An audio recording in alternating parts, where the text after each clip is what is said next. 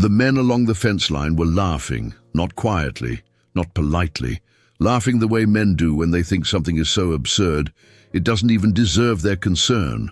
Open mouths, shaking heads, a couple of them slapping their knees. And standing on the other side of that fence, alone in the middle of a churned-up red dirt paddock, was a woman in worn boots and a faded work jacket.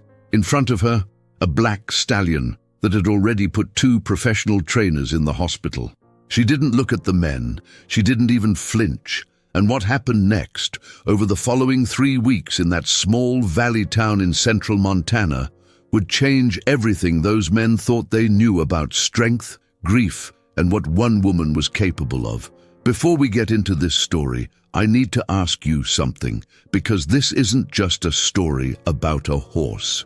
It's about a woman who lost everything and then stood in the middle of a field with nothing left to lose and somehow found a way through. Here's what I want you to think about as we go.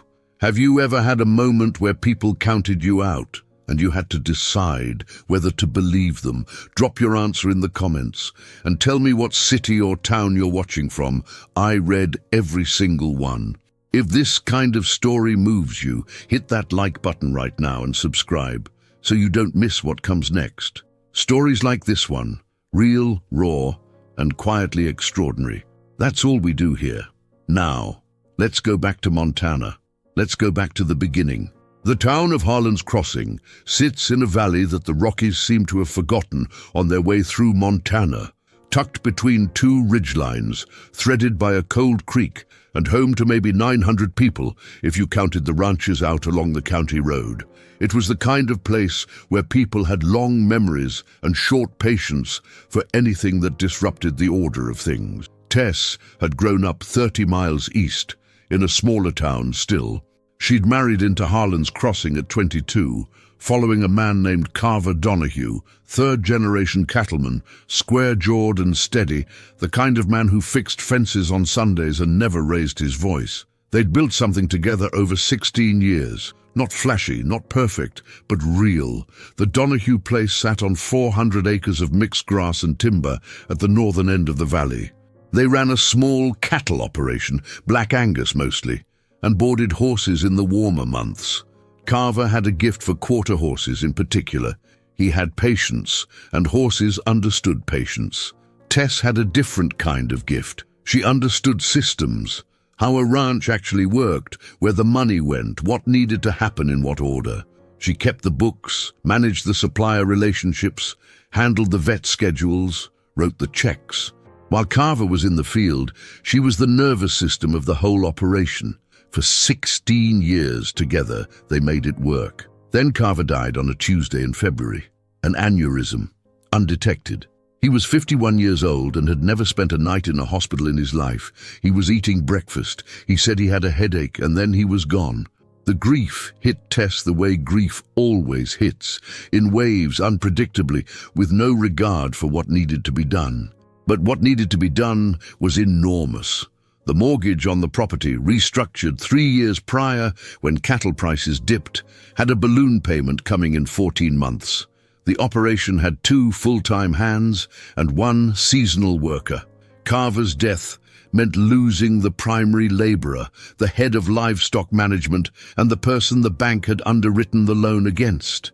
The bank's representative, a man named Dwight, who wore 2 tight polo shirts and never quite met her eyes, told her in a meeting 3 weeks after the funeral that they would be monitoring the situation closely. Tess drove home from that meeting and sat in the truck in the driveway for 45 minutes. Then she went inside and started making a list. The neighbors were kind in the cautious way that people are kind when they don't know what else to do. Doris Halban brought casseroles for 2 weeks. The pastor checked in. A few of the other ranching families offered vague gestures of assistance that she filed away and rarely called on. But underneath all of it, she could feel it. There was a kind of waiting, a watching. The valley had seen ranches fail before. It had seen widows sell. There was a pattern here, one that people recognized, and most of them had already quietly placed her somewhere inside it. What she needed was revenue. Specifically, she needed a way to generate income beyond the cattle operation while she stabilized, restructured, and figured out if she could actually hold on. The answer came from an unexpected direction. Her neighbor to the west, a rancher named Stanton, who ran a larger property and had been trying to expand into performance horse breeding, had a problem. The problem had a name: Obsidian. Obsidian was a 5-year-old black Andalusian quarter horse cross, 16.5 hands, built like something out of a mythology textbook. He'd been purchased at auction 18 months prior by a consortium of buyers who believed he had the bloodlines and the physical architecture to become an elite breeding stallion. There was only one issue: nobody could get near him. He'd been traumatized somewhere in his early life. No one knew exactly where or how, and whatever had happened to him had left him with a hair-trigger terror response and a willingness to use his body as a weapon. He'd injured a ranch hand at the auction facility. He'd sent a professional trainer named Pemberton to the emergency room with 2 cracked ribs and a dislocated shoulder. A second trainer, brought in from Billings with a strong reputation and stronger rates, lasted 4 days before quietly driving away and never calling back. The consortium was losing patience. Stanton, who had taken on primary management of the horse, was running out of options and running out of face. He came to Tess not because he believed in her. He came to her because she was the last option he hadn't tried. The offer he made was this: if she could work with Obsidian, if she could get him to a point where he was handleable, trainable, usable, he would pay her a fee that would cover 6 months of her mortgage payment. 6 months. Tess looked at the number he wrote on the paper. She looked out the window at the field where Carver used to walk in the early morning. She said yes. The first time Tess saw Obsidian in person, she understood immediately why 2 professionals had walked away. He was in a round pen at the back of Stanton's property, a heavy-gauge steel structure that had clearly been reinforced at some point, the welds newer than the posts.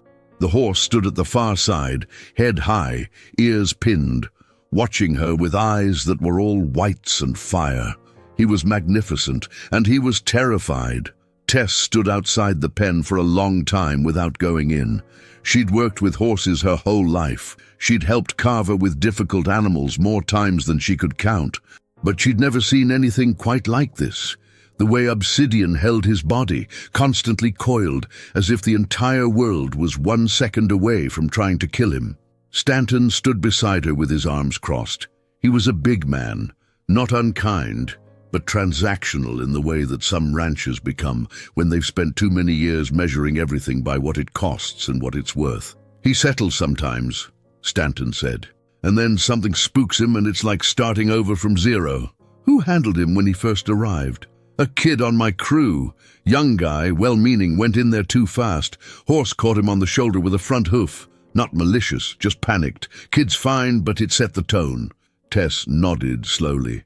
And Pemberton? Stanton's jaw tightened. Pemberton used a lunge line and a flag, standard approach. Horse went sideways about 4 minutes in. He paused. Pemberton's a good trainer. He's a good trainer for horses who weren't broken, Tess said quietly. She didn't say it as a criticism. Stanton heard it anyway. She came back the next morning alone, before anyone else was on the property. She brought nothing. No rope, no flag, no halter. She sat down on an overturned bucket outside the round pen and opened a thermos of coffee. And she just sat there.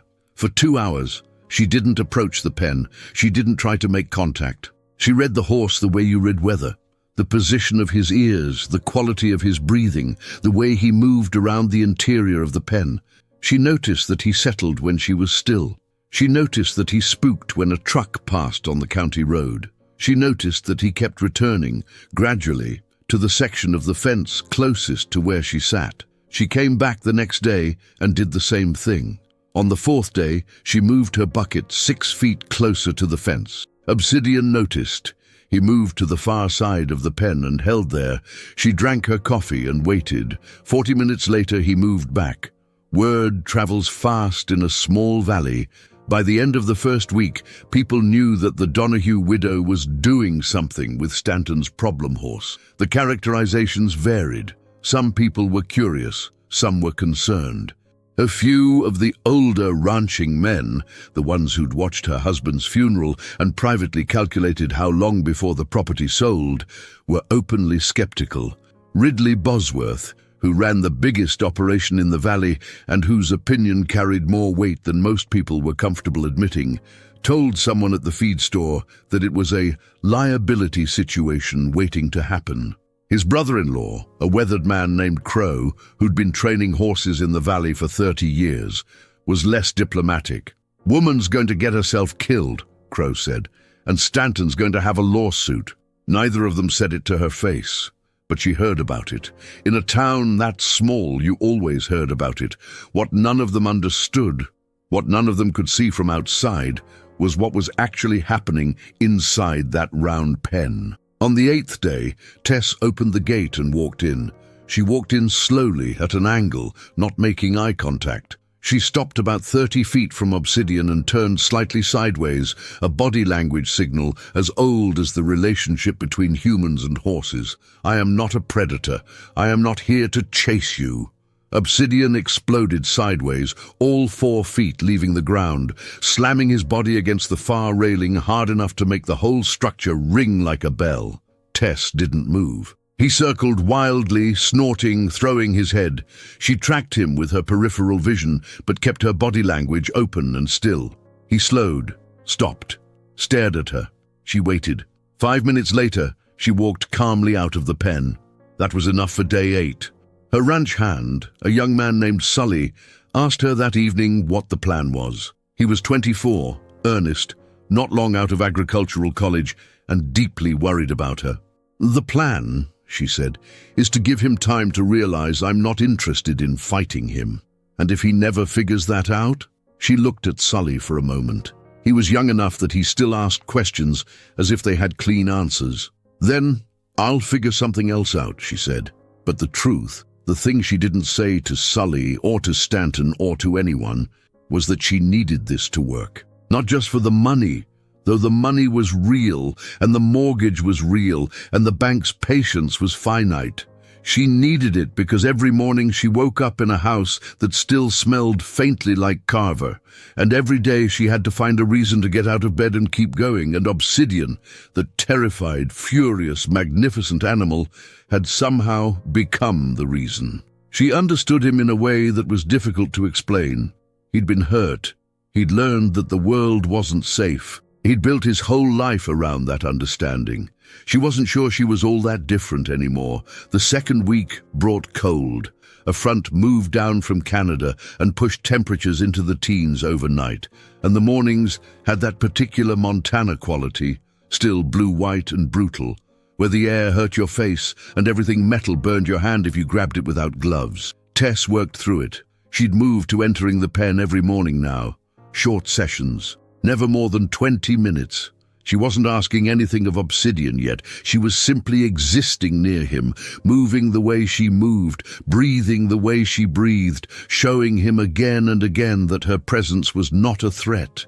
There was a moment on day 11 that she'd never forget. She was standing in the pen, sideways, looking at nothing in particular, and she felt a shift in the air behind her. She didn't move. She barely breathed. And then she felt it. The warm brush of breath on the back of her neck. Obsidian had approached her from behind. He snorted once, pulled back, circled wide. But he'd come to her, voluntarily, on his own terms. She drove home that afternoon with something in her chest she couldn't quite name. Not happiness, exactly. Something older and quieter than that. She told Sully what happened, and he let out a whoop that scared the chickens. She also told Imogen. Imogen Rourke was Tess's closest friend in the valley, had been since Tess first arrived as a young wife, and Imogen, a few years older, had taken her under her wing without making a fuss about it. Imogen ran a small pottery business from a studio behind her house and had the particular wisdom of someone who worked with her hands and had learned to think by doing. "You know what everyone's saying," Imogen said. They were sitting at Imogen's kitchen table, hands around mugs. "I know. Bosworth told my husband you were going to end up in the hospital." "Bosworth's never had a conversation with a horse in his life," Tess said. "He has people who do that for him." Imogen smiled. "You're not scared?" Tess thought about it honestly. "I'm scared of the bank," she said finally. "I'm scared of losing the property. I'm scared of what comes after that." She looked at her coffee. "Obsidian doesn't scare me the same way. I understand what he's doing and why he's doing it. And that makes it safer. It makes it make sense," Tess said. "And right now, sense is what I need." Meanwhile, the audience at the fence line was growing. It started with Stanton's own crew, men who'd been around the horse and were curious what this woman was doing differently. Then word got to a few other operations, and a few of those hands started drifting over on their days off, leaning on the fence with coffee cups, watching. Some of them were respectful, some of them weren't. A man named Gage, who worked for Bosworth and had a mouth that was quicker than his brain, started showing up regularly in the second week. He wasn't the worst of them, but he had a gift for the kind of commentary that sounds like teasing, but lands like something harder.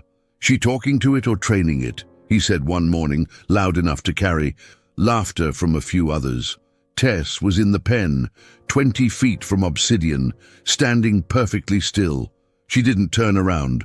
Stanton, who'd come out to watch, stepped toward Gage. "You're not here to help," he said quietly, "so be quiet or leave." Gage shrugged and went quiet, but the others stayed. What they saw that morning, if they were watching carefully, which most of them were not, was something subtle and extraordinary. Tess took one step toward Obsidian. He shifted. She stopped. She waited. Then she took one step to the side, not toward him, and his weight redistributed. His breathing slowed, and he tilted one ear toward her. She was learning his language. More importantly, he was starting to believe she was trying. By the end of the second week, she was standing within 8 feet of him. She still hadn't touched him. She wasn't rushing. There was a conversation happening between them that had no words, and she was following his lead. That evening, she got a call from Dwight at the bank. He was calling to check in about the quarterly payment, which was technically still a few weeks out. He mentioned, carefully, professionally, that the institution had some concerns about the long-term viability of the operation, given recent changes in the principal operator situation. She told him the payment would be made. After she hung up, she sat at the kitchen table for a long time in the dark. In the morning, she went back to the pen. Day 15. The sun was higher now, the cold had softened slightly, and the dead grass in the valley had that particular amber quality it got in late winter, fragile and honest, waiting. Tess stood in the round pen with her hand extended, palm up, fingers slightly curled. Obsidian was 6 feet away. He dropped his head, raised it, dropped it again. His nostrils flared, reading the air, reading her. She waited. He took one step forward, then another. And his nose, the velvet end of it, warm and impossibly soft, made contact with her palm. She exhaled so slowly it was barely a sound. He pulled back, startled by even that small movement of her breath, but he didn't flee to the far side. He circled once and came back, closer this time, and bumped her hand again with enough gentle deliberateness that it could only be called a choice. She let the tears come silently. Not because it was over. It wasn't over. This was a beginning, a fragile, tentative trust that could still be broken 100 different ways, but it was the first moment in 4 months, since Carver had sat down to breakfast and never got up, that something had come to her instead of being taken away. Word of the breakthrough got out quickly. Stanton had been watching from the observation rail, and he was not a man built for keeping things to himself. The response from the valley was mixed. Bosworth, when he heard, said something to the effect that anyone could pet a horse once, and it didn't mean anything. Crow, the old trainer, went quiet in a way that people who knew him recognized as something more complicated than silence. A rancher's wife named Lucinda, whose husband Preston ran a mid-size operation up toward the northern end of the county, drove to Tess's property that afternoon without calling first. She brought a pie. She stood on the porch and said, I heard what happened. I don't know what to say, except I think it's remarkable." Tess invited her in. It was the first time in weeks that she'd had someone in the house who wasn't there to deliver something or assess something or express concern in the cautious way that people express concern when they're also quietly calculating. Lucinda had a directness that Tess appreciated. She asked about the mortgage situation without dancing around it. She asked about the cattle numbers. She asked what Tess needed. "I need to finish what I started with Obsidian," Tess said. "And I need the payment Stanton owes me when I do." "And after that?" Tess turned her coffee mug in her hands. "I don't know yet. I'm trying to figure out what this place looks like without him in it." She meant Carver. Lucinda understood that. "My mother ran this kind of operation alone for 11 years, Lucinda said. "After my father's accident. People said she couldn't. What happened? She proved them wrong for 11 years, and then she remarried and sold the operation for more than anyone thought it was worth." Lucinda smiled. Her choice, her time, her terms. Tess thought about that for a while after Lucinda left. Meanwhile, back at the round pen, the work continued. Over the next 3 days, Tess began introducing a halter, not trying to put it on, just letting Obsidian see it, smell it, investigate it on his own terms. She draped it over the fence rail. She carried it in her hand while she walked. She set it on the ground and stepped away. He approached it, sniffed it, left it alone. She picked it up, held it open, let him bump it with his nose. By day 18, she slid it over his face for the first time. He stood very still. She took it off immediately. Reward, release, no pressure. The men at the fence line had thinned. The novelty had worn off for most of them. But Crow, the old trainer, was still there most mornings, leaning on the railing with a cup of coffee, saying nothing. On the evening of day 18, he walked over to the gate as she was coming out. He looked at her for a long moment. "Where'd you learn that?" he asked. "From watching," she said. "Who?" "My husband," she said. "And the horses." Crow nodded once, slowly, and walked back to his truck. That night, Tess sat at the kitchen table and allowed herself, for the first time, to think about what came next. Not the mortgage, not the bank, not the logistics. What she actually wanted. She thought about a mare that had been boarded on the property during Carver's last summer. A sensitive, damaged animal that he'd worked with patiently all through July and August. By September, she'd been a different horse. Carver had been quietly thrilled. Tess had watched all of it. She'd learned all of it. She just hadn't known she was learning. The last week before the agreement with Stanton reached its deadline was the hardest. Not because of Obsidian, because of everything else. The bank called again. Dwight, with his polo shirts and his careful language, and this time the conversation was more direct. They were prepared to begin the review process, which was the language they used for starting the clock on foreclosure proceedings. The balloon payment was 6 weeks out. The 6-month cushion she'd earned from Stanton would help, but it wouldn't solve everything. She needed the horse to be demonstrably trainable. She needed Stanton to make the payment, and then she needed to figure out what came next fast enough to matter. The pressure sat on her like weather. She didn't bring it into the pen with her. That was the discipline.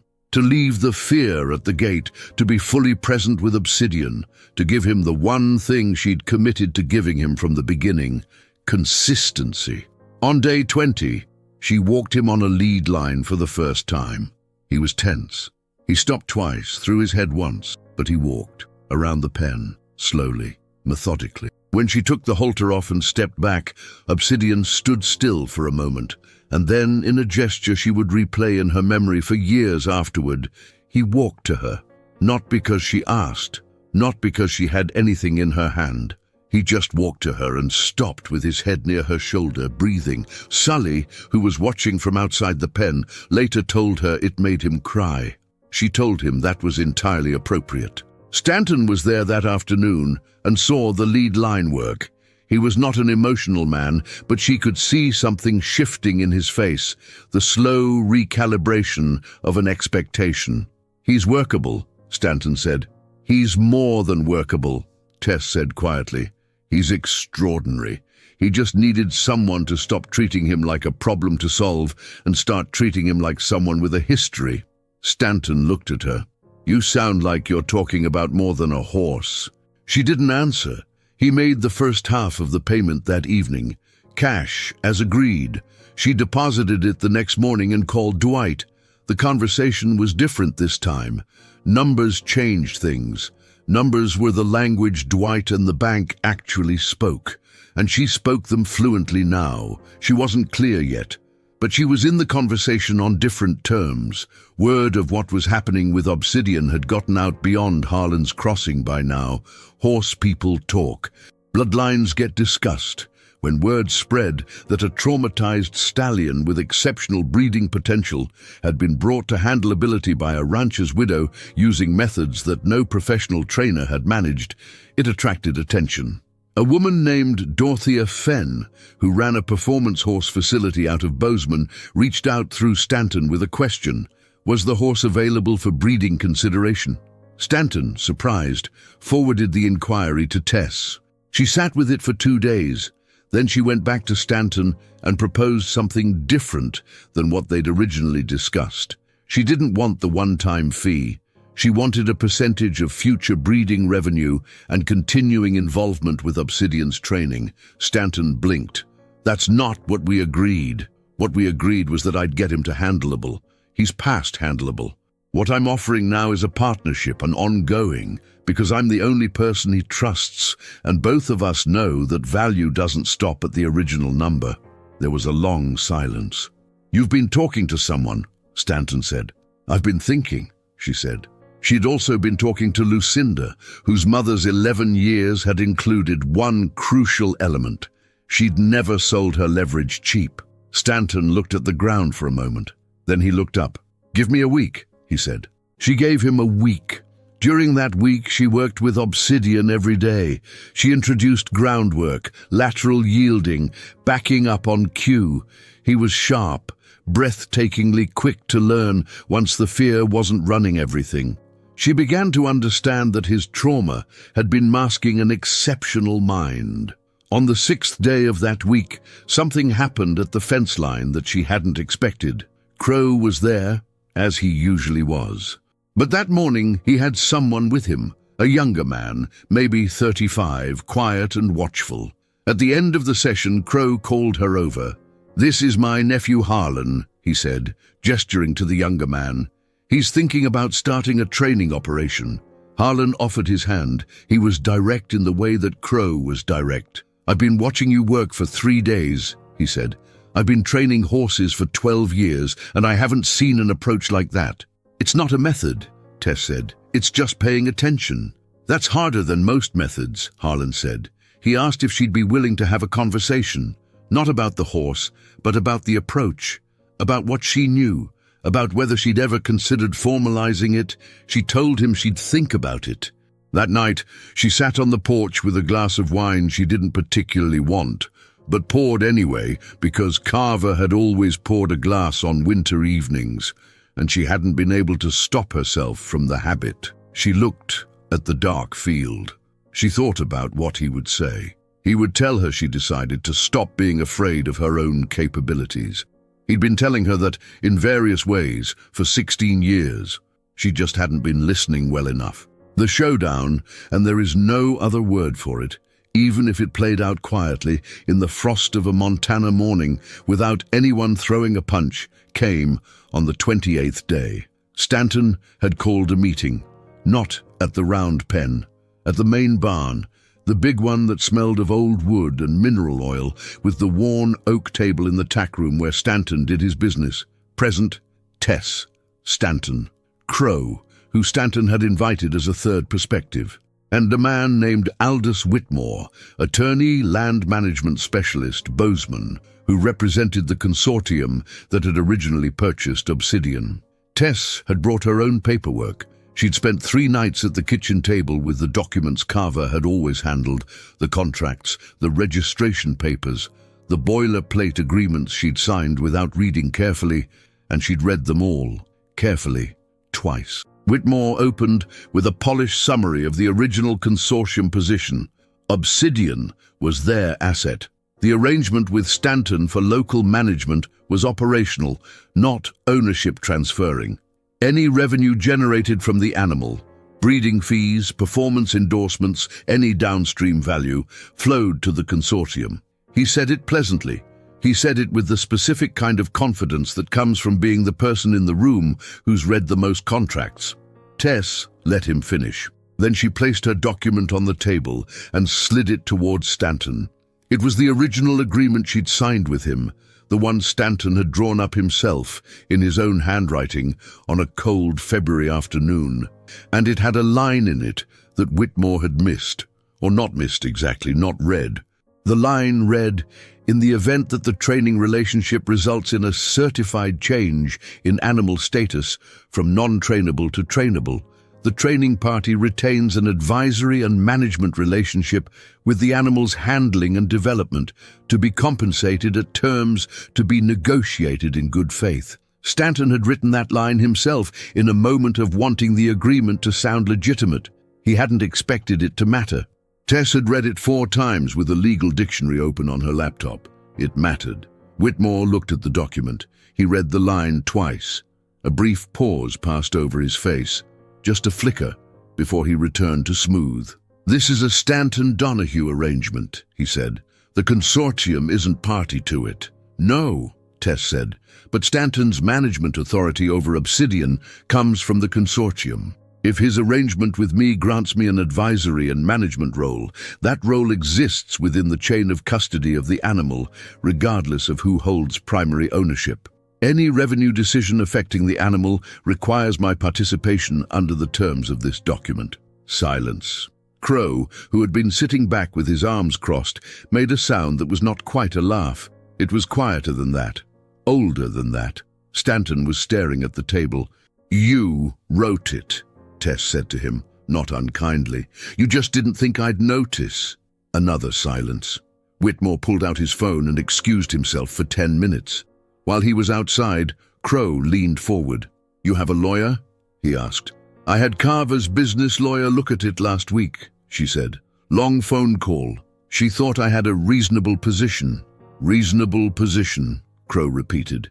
He seemed to find that somewhat amusing. "She's a woman of understatement." Stanton finally looked up. "I didn't mean for it to go this direction." "I know," Tess said. "You thought you were taking a chance on a long shot, and it would either fail and you'd have lost nothing, or it would work, and you'd have a trained stallion and a paid-off widow. I understand the math." Stanton's jaw moved. "I'm not angry," she continued, "but I'm not walking away from what's on that table either." Whitmore returned.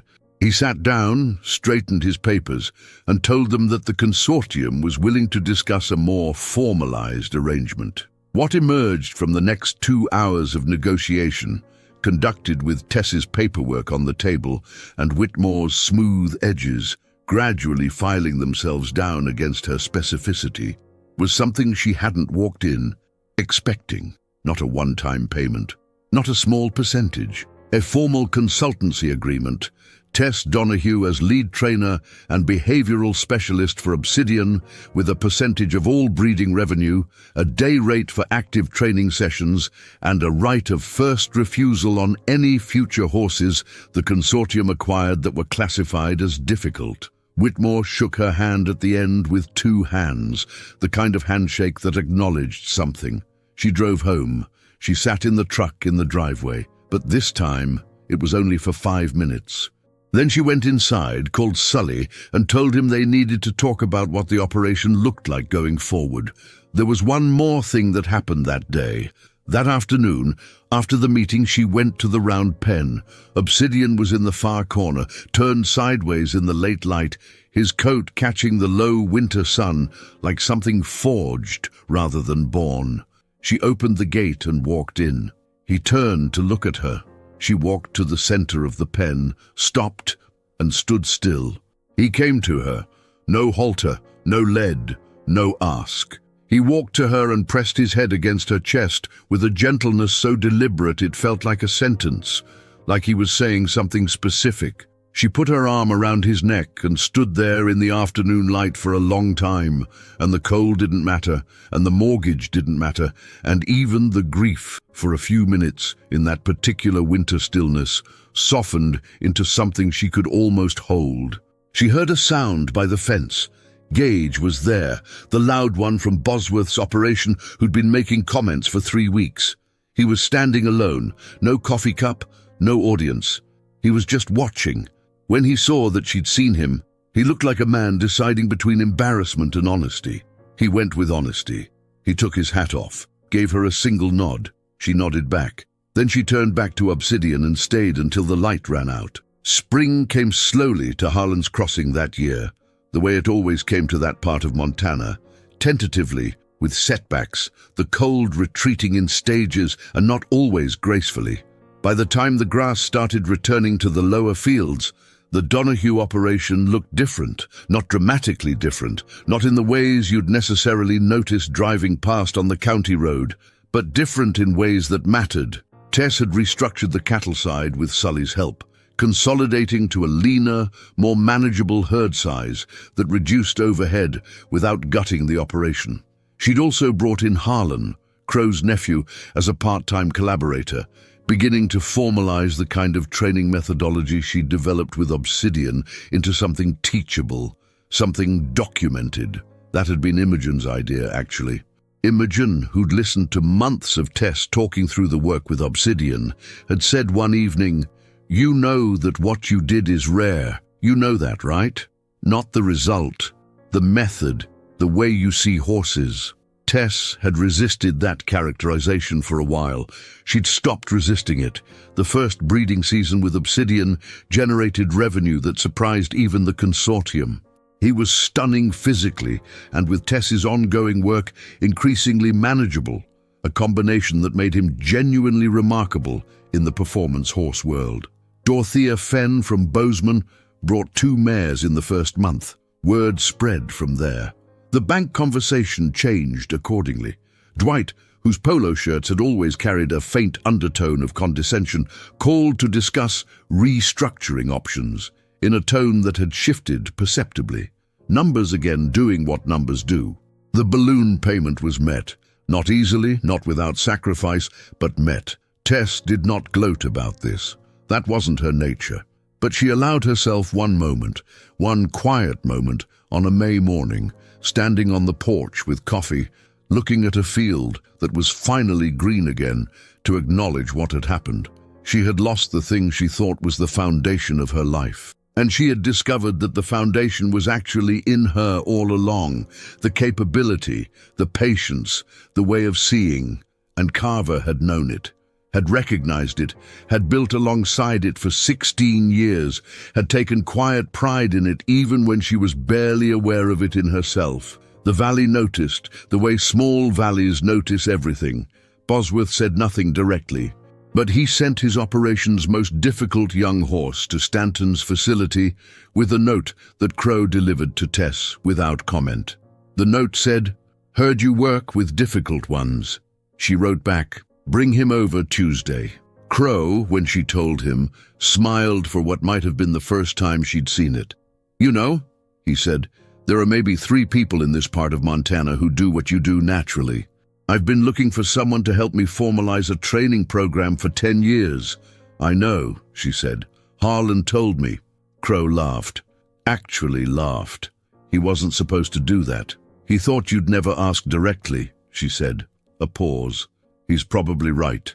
They shook on it that afternoon, standing in the mud at the edge of the round pen, while Obsidian watched them with calm, steady eyes. Lucinda, who'd heard about all of it through the network of valley women that functioned with the speed and accuracy of any communication system Tess had ever known, drove over the following Saturday with a bottle of wine rather than a pie.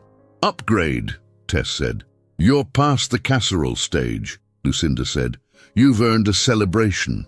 They sat on the porch into the evening, talking about things that weren't grief and weren't logistics, about what the valley looked like from up on the ridge in July, about Lucinda's mother and her 11 years, about horses in general and difficult things in general, and the strange way that loss sometimes clears a space for something you didn't know was in you. It was the best evening Tess had had since February. Not because things were fine. They weren't entirely fine. They were just more possible than they'd seemed. That was enough. A year and a half after that first morning, when Tess sat outside the round pen with a thermos of coffee and watched a black stallion watch her back, she was asked to speak at a regional equine behavior conference in Great Falls. She almost said no. Imogen told her that if she said no, she was going to come to the property and be annoying about it until she said yes. Tess said yes. The conference was small. Maybe 200 people, trainers, breeders, a handful of veterinarians, some academics from the agriculture programs at the state universities. She was the only speaker without formal credentials in the field. She stood at the podium for a moment before she started, looking at the room. Then she said, "I want to start by telling you that everything I know about working with traumatized horses, I learned by accident, in grief, under financial pressure, while people told me I was going to get hurt." The room went quiet in the particular way that rooms go quiet when someone is saying something true. She talked for 40 minutes. No notes, no slides. Just the story. Obsidian, the round pen, the fence line observers, the patience, the mistakes, the morning he put his nose in her palm, the techniques she'd developed intuitively and only later discovered had names in the academic literature. The things she still didn't know and was still learning. A woman in the third row, young, early 20s, with the watchful eyes of someone who was absorbing everything, raised her hand during the question period. "You said you learned it from watching your husband," she said. "Do you think you could have done it without losing him? Do you think the grief was part of it?" The room went a different kind of quiet. Tess thought about it honestly. "I don't think the grief taught me anything I didn't already know," she said finally. "I think it stripped away enough of the things I thought I needed. Safety, certainty, approval, that I could finally hear what I actually knew. The grief didn't give me the skill, it just got out of the way." The young woman nodded slowly, writing something down. After the conference, a man named Whitfield, who ran an equine therapy program for veterans in the western part of the state, approached her about a collaboration involving horses with trauma histories. She took his card. She also took the card of a woman named Saoirse, who was writing a book on horse-human communication and thought Tess's experience was a chapter worth writing. She drove back to Harlan's Crossing in the evening light, the mountains turning that particular pink gold that seemed almost implausible every time it happened, the kind of color that made you understand why people stayed in hard places. When she got home, she went to the pen. Obsidian had been moved to a more permanent structure at Stanton's now, a proper Stallion facility that Stanton had built to meet the demand, but she visited 3 times a week as part of the agreement, and he had made a smaller paddock near her property's north fence, his preferred standing place when he was out in the field system. She leaned on the fence. He looked up, walked over. They stood there in the fading light in the way that they always stood now, not performing anything, not proving anything, not asking each other for anything that the other one wasn't willing to give. Sully came out eventually, wiping his hands on a rag, and stood beside her. "How was the conference?" "Strange," she said. "Good. People get it? What you do?" She thought about that. "Some of them," she said. "The ones who've been in rooms where they had to be quiet enough to actually listen." Sully nodded. "That young woman who works the Evans place east of town, Nell," she called again, "wants to know if you'll look at a mare they're struggling with. Tell her to bring her Thursday." He wrote it down. The evening settled around them. The creek sound, the horse sounds, the last of the light on the ridge. She thought about Carver. She thought about February. She thought about the February morning she'd sat on an overturned bucket and watched a black horse watch her and understood, without being able to articulate it yet, that they were the same. Terrified, capable, waiting for someone to stand still long enough to be trusted. She had learned it from him, and she had become it for Obsidian, and somewhere in that loop, in that strange, grief-carved circle, she had found what it looked like to keep going, not instead of the grief, through it. The valley was dark now, all the way to the ridgeline. She said goodnight to Obsidian. He watched her walk to the house, and the stars over Montana came out, the way they always came out there, without apology, without counting themselves, all the way to the edge of everything. Tess Donahue didn't become a legend in Harlan's Crossing. That's not how it works in small valleys. She became something quieter and more durable than that. She became the person people called when a horse couldn't be reached, when something was too broken, too scared, too far gone. She became the one who would sit outside the pen, not fixing, not forcing, just present, until the animal remembered that not everything in the world was trying to hurt it. She did it for horses, and somewhere in that work, she did it for herself. There's something in this story that I think about often. The men on the fence line, the ones who laughed, who predicted disaster, who watched and waited for her to fail, they weren't evil. They weren't even wrong exactly by the terms of what they knew. They just couldn't imagine a kind of strength that didn't announce itself. Tess was never loud. She was never performative. She didn't set out to prove anything to anyone on that fence line. She set out to keep her land, to honor a debt she felt she owed to an animal that had been failed by people, and, though she wouldn't have said it this way, to find out whether she was still there. She was still there. And maybe that's what this story is about, more than anything else. Not the horse, not the money, not the people who were wrong about her. It's about standing in a field when there's nothing left to stand on, when the ground has shifted under everything you knew, and deciding to be still, deciding to be present, deciding to wait, patiently and without performance, for something to come to you on its own terms. If this story moved you, if it found something in you, drop a comment below. Tell me where you're watching from. Tell me what it reminded you of. Hit that like button if you want more stories like this one. Subscribe so you're here for the next one. And thank you, truly, for watching, for listening, for being the kind of person who sits still long enough to hear something true. We'll see you next time.